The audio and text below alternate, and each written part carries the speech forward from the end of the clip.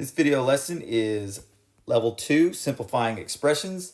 So again, we're going to express the following fraction in simplest form using only positive exponents.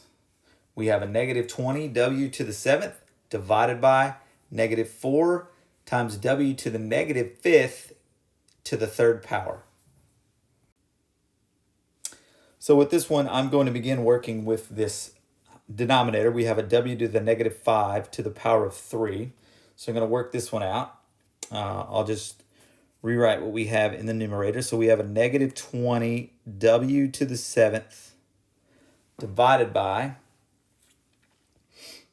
now we have a negative 4, but our w has an exponent raised to a power. So this is power to a power where we multiply.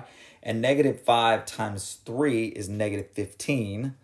So that's going to be to the negative 15. All right. Well, at this point, we have a negative 20 divided by a negative 4 is actually positive 5. 20 divided by 4 is 5. Both of these are negative. So we have a 5. And then our w has exponents of 7, and negative 15. And when you're dividing exponents, you subtract them. So that's 7 minus negative 15. I'll go ahead and write that out just to remind you. So that's 5w to the 7th minus negative 15.